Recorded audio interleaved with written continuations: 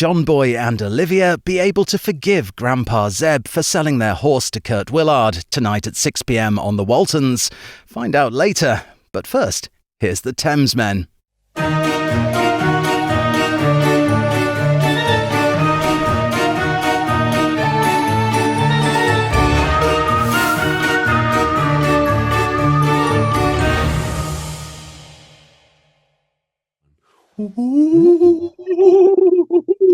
Oh, it's that time of year again. It is. What time of year is it? It's Spooktober something. That's what it is. Hello, welcome everyone. My name is Alex and I am a Thamesman. I'm George. I'm in Los Angeles.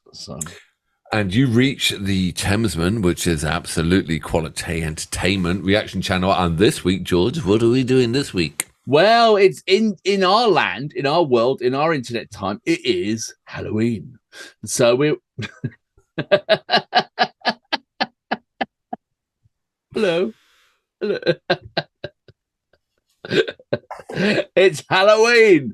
And so we thought we'd do some appropriately scary music. That's it, folks. For celebration Halloween this week, we are going to do tracks that are spooky. Well, not spooky, but you know, that are celebrating the occult, shall we say. Did we do the introduction bit yet? I always forget. Yes, we did. We did. God, you're just so... I don't think we did. We did. You sure? Yeah, we did. I tell you, you are going downhill so quickly. I think it's the evil energies of Halloween are playing with my mind. You do. You think that's what it is? Well, I tell you, is my wife, talking of evil energies, she said to my children quite some time ago, she goes, "You can't take the candy when we go out for you know, because for Halloween they weren't allowed candy." And I said, "Why?" She goes, "Because they're full of American candy is full of arsenic, and you're going to die." So my children started crying. It was just like suitably scared for the trick or treating. She meant it. Well, okay, right. There you go. But being a Marin, where I am, you're probably more likely to find out a mushroom in there, or you know, some, you know, quality stuff. I mean, you know, when my son was a bit younger, we wouldn't always hang around our neighborhood. We'd go to the rich neighborhoods because you got much better chocolates. You got a lot more of them. You know, it was brilliant. We there's always you know, the kids get together and they've stopped from bags. They've moved up to pillowcases because they get more in it. and then what they do is you hear them talking about, it's like, oh god, go down Rose Lane. They're giving out full size candy. You know, full size candy is the ultimate treat, isn't it? You know, and then they run down there, and then when they get back and they pour the candy out on the table, or sweets for you know, as English, then they're only allowed 4 pieces. The candy fairy takes the rest of them, and it goes. Where does the candy fairy put them? In my special up top cupboard. It lasts me for a year, you know. Right, what are we going to do first for our first Spooktober track? Oh, well, as people know from the title, we're going to go for a Ramones track. I love the Ramones. The Ramones. And a track called Pet Semetary. That's a book as well, right? Yeah, now, we see the thing was, so we got a little note, and thank you, Chris, for helping us on our notes and stuff. It said, Stephen King, who wrote Pet Semetary, was always a big fan of the Ramones and commissioned them to write this song for his movie of the same name. So they wrote the song for Stephen King. Okay. The burial place where the ground had gone sour and returned the dead to life.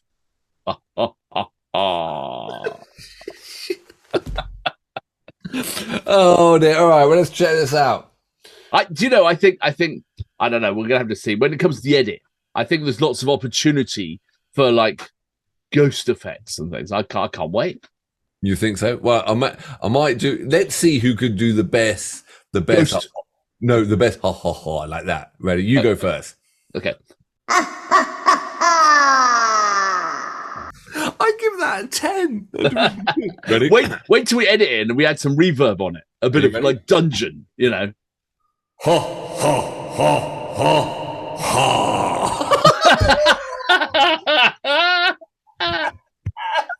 That sounds like a shit. kind of, I don't know, children's party entertainment. You're not going to be the creepy clown. Don't do it. Oh, go on then. You do one more then. Ready? Try and outdo that. Okay. I can't now. Now I feel all embarrassed. I'm not going to do it. Go on, put all the spookiness in. Ready?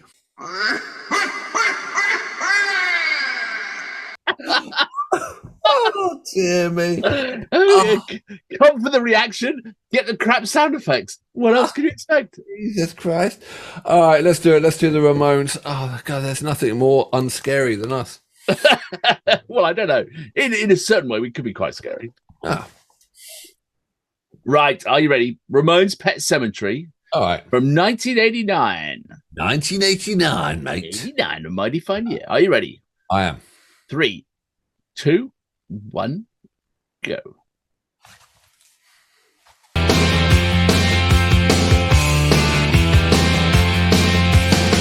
Under the October with the steamboats, ancient goblins and wallows come at the grand light making a sound. The smell of death is all around. And at night when the cold wind blows, no one cares, nobody knows. I don't wanna be buried in a pet cemetery. I don't want to live my life again. I don't wanna be buried in a pet cemetery. I don't want to live my life again. Fall addicted to the sacred place. This ain't a dream, I can't escape. Molars and fangs that are picking up bones. Spirits moaning among the tombstones. And at night when the moon is bright, someone cries something ain't right. I don't wanna be buried in a pet cemetery. I don't want to live my life again. I don't wanna be buried in a pet cemetery. I don't want to live my life again.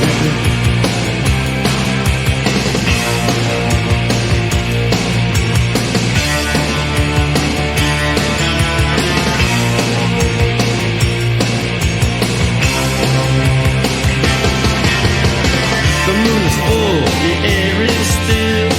All of a sudden I feel a chill. Victor is grinning, flesh is riding away. Skeleton dance, I curse these days. And at night when the wolves cry out, listen close and you can hear me shout.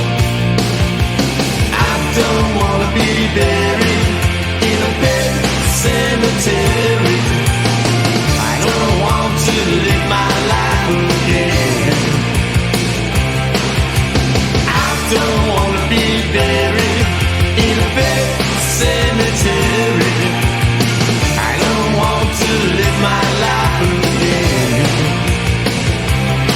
Oh no. Oh no. I don't want to live my life again. Oh no. Oh. I don't want to live my life again. Oh no, no, no.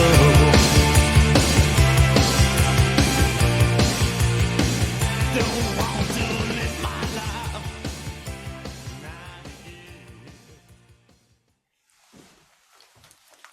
again. Yeah, I'd never heard that. I don't know. I mean, I love the Ramones. Love the Ramones. But I love the Ramones because of the 1, 2, 3, 4 double time craziness. Yeah. It's a great song, that one. I like that song. But it's not what I want from my Ramones. I don't give a monkey. I loved it. You loved it. I don't want to be buried in a pet cemetery. Well, that's a great line. And they didn't take themselves seriously at all. Well, they never did they? Let's face it. They weren't trying to be hard. You know what I mean? They were just there. They were in a slowly sinking grave. I don't want to be buried in a pet cemetery, right? and they got their coffins. I thought it was all round flipping fantastic. The weird spooky thing about it is that all the Ramones are dead. And they all died in their sort of 50s or late 40s or early or little 50s and stuff, you know, which is like, it was almost, I don't know quite what happened. Like what, maybe they lived their lives too hard or something like that. Probably but asbestos in the tower blocks in New York. Or something. But yeah, all of them went pretty young, relatively speaking, you know. So yeah. No, I hadn't heard that song before. And I mean, like, you know, first of all, how freaking cool would it to commission the Ramones to do a song? Yeah, right, exactly. Well, I mean, if you're Stephen King, you could pretty much commission anyone, probably. This is artist, I know. He's a bit weird. He's got blonde hair. Anyway, so his big thing was he commissioned Yoko Ono to write some music, and this is a guy I know. And so Yoko Ono sent her commission through. It was, you know, he paid a nice bit of wonga for it, and it was only 3 notes. But I tried not to laugh when I saw the manuscript, but apparently what's really important is what Yoko said. It's not the notes. It's what's between the notes.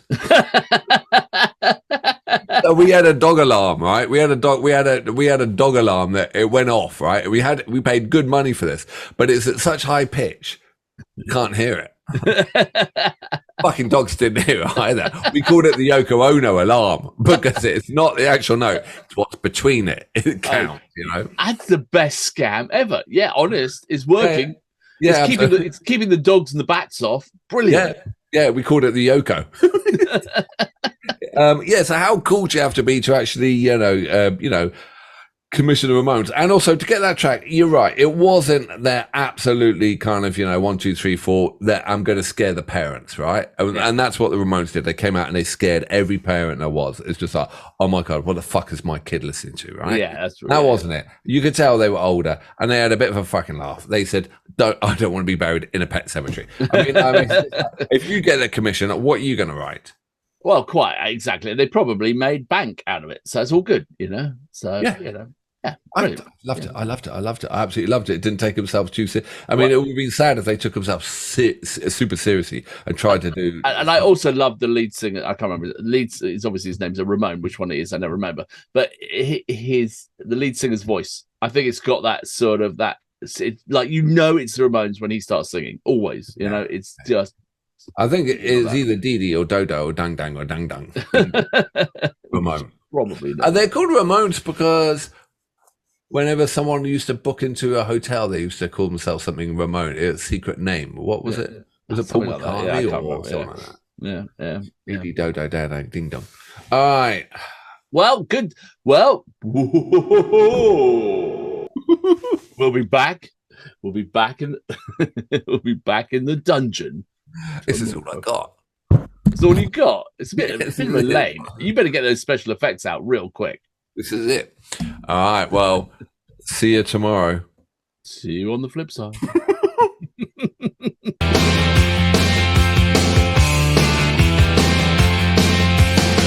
Under the October with the steamboats, ancient goblins and wallows come at the grand light making a sound. The smell of death is all around.